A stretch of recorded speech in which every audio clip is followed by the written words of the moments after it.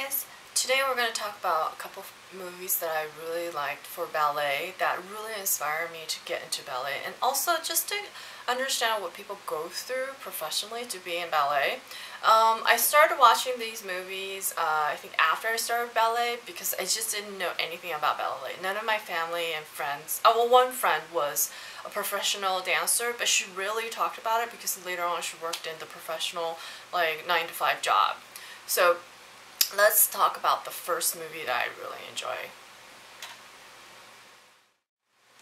Okay, the first movie is, here's a trailer, it's called First Position, and it follows a group of kids like teenagers and tweens as they pursue ballet. And after I watched this, I actually really liked one of the dancers, and I started following her. And so here's like an image of this boy. He's practicing spinning or turning, and so watching this, they're from different background, different race. And, you know, there was a girl that was she was adopted from Haitian. She would have died if she wasn't adopted here. And then so there's also Miko. Miko's one of the dancers that I follow now on Facebook. I think when she started doing this, she was probably 12 years old, and she just had a certain way of movement that was very different than the other dancers I've seen. It's just, I think everybody's attracted to different style, and I was attracted to her style. Oh, here's the Haitian girl that she was mentioning that. Oh, there we go. Here's another dancer. So they follow a group of probably 5 and 6 dancers, and here's Miko. Oh, she's 12 here. I really liked her. And basically how much sacrifice the family does and the child themselves sacrifice, how much they sacrifice so much to pursue ballet. And why do they do it? Because they love it. And why do they love it? So he talks about it in here.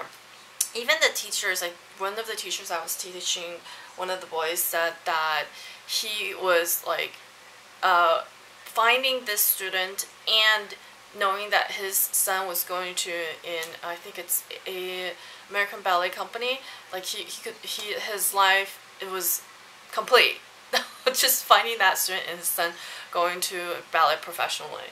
And there was actually another student that I think he was from Cuba, and his life has, like, ballet pulled him away from like the poverty and just the environment in Cuba.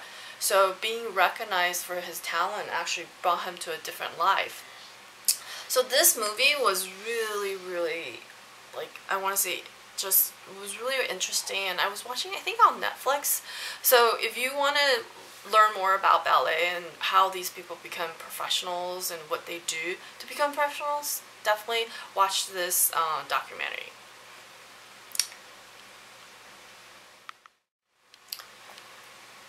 Okay, the next movie that I really liked is called Dancing Across Borders. I'm going to put this information about these movies down in the description box, or I think in my blog. And some of them actually you can watch it on YouTube, except it's like 15-minute segments. If you watch the whole thing, you probably have to watch it on Netflix or Amazon. So this one is about this boy. He is from Cambodia, and where he's from, like, it's all farm. Oh, this is their country's dance. And he was saying when he first learned dance in Cambodia, they all stay very close to the ground. And then when he started learning ballet, what happens is they're constantly jumping up their, like, off the floor a lot. So culturally, dancing is so different in our country and versus Cambodia. So what happened was he was dancing for his teacher in Cambodia, and his teacher just thought he was so talented, and someone wrote a letter to, I think, New York, one of the ballet maybe schools, and then the teacher actually traveled there to Cambodia to watch him dance, and they did think he was really talented. They pulled him out of Cambodia, put him in ballet school in New York. It was really tough for him because he didn't understand the language, and also he missed home, and they put him in this accelerated program where usually I think people would it would take like at least 5 years to be on point. I think he did it maybe like 3 or I forgot the amount of time, but it was like impossible. Like you never heard of this, and he basically danced and it showed him beginning to end, how he progressed, and he's kind of shy. So he liked performing, but he doesn't really, like when he's talking about it, you can tell that he's he's introvert. And the teacher, there's a lot of interview about the teacher describing him. So it talks about culture, talks about ballet, talks about struggle, and it talks about sacrifice, and also the emotional state of the student when they're going through ballet. And later on, in the end, he actually went back to his country to perform ballet, and I think it shocked a lot of the locals because they're used to seeing people dancing very close to the floor, because in their culture, you worship, I think, the earth, and so people stay very close to the ground. And then versus ballet, you're always like, you show how great you are, how great you are at ballet at constantly jumping and how high you jump and how long you can stay in the air. So it's like completely different concept, and I just thought that was so interesting. I was watching that movie originally to like help me sleep. Yeah, I stayed up all night watching it. So if you want to learn a little bit more about ballet across countries, cross border, you should definitely watch this.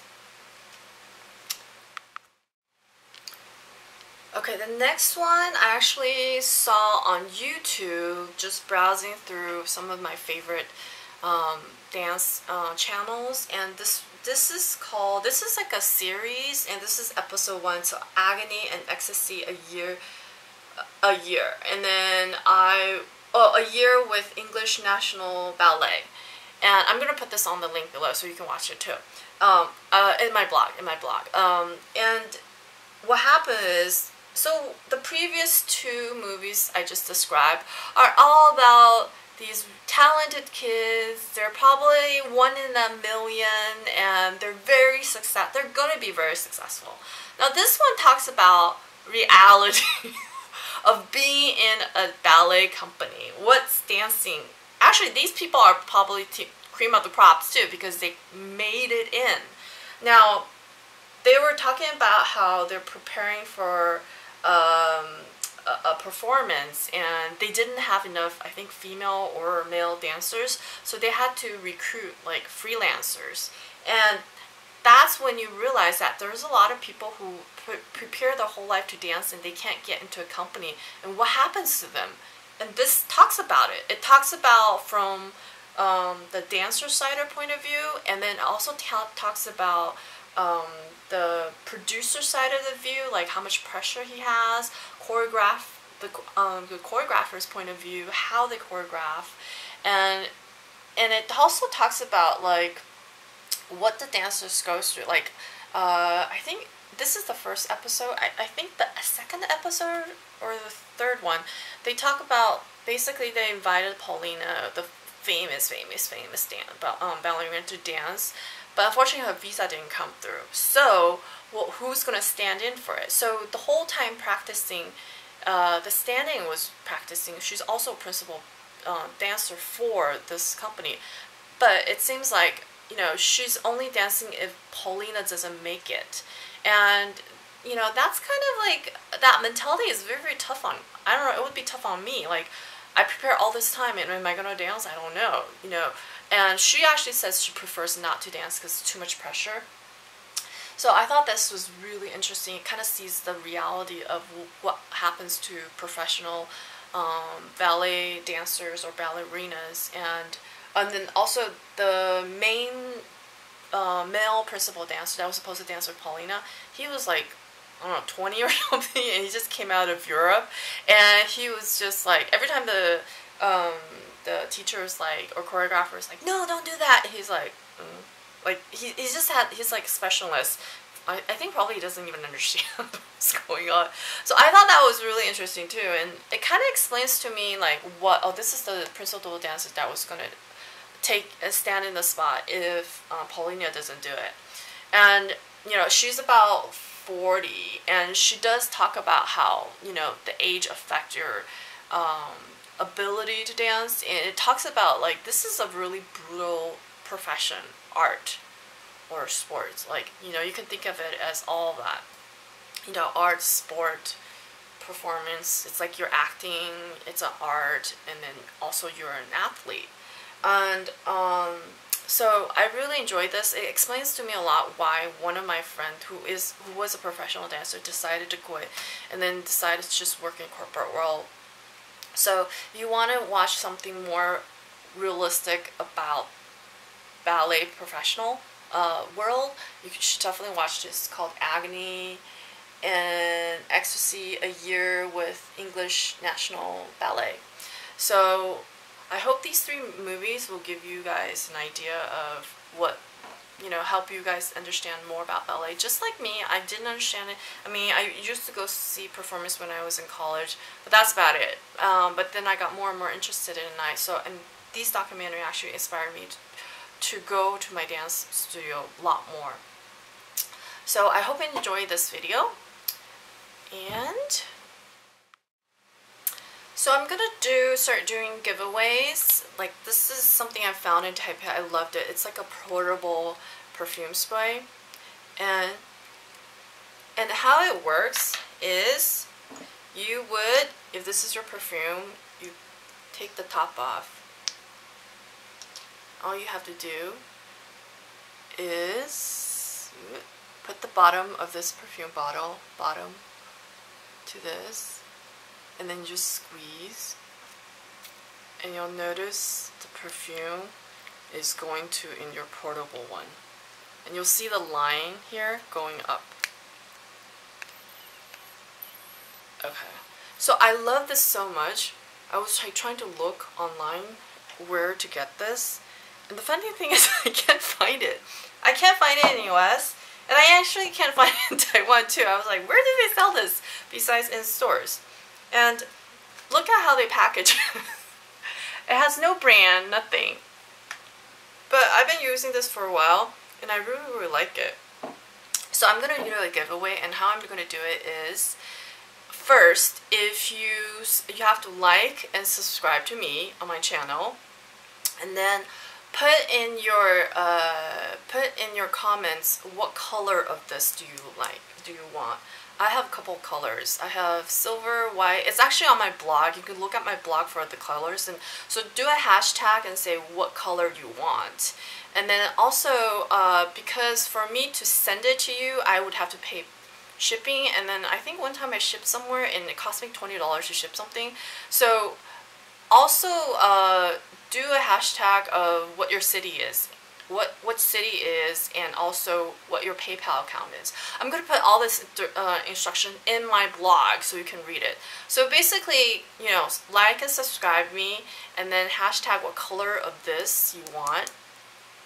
And then also, I will ask you later on what your address is so I can figure out how to ship to you. And then you probably have to PayPal me for the shipping cost.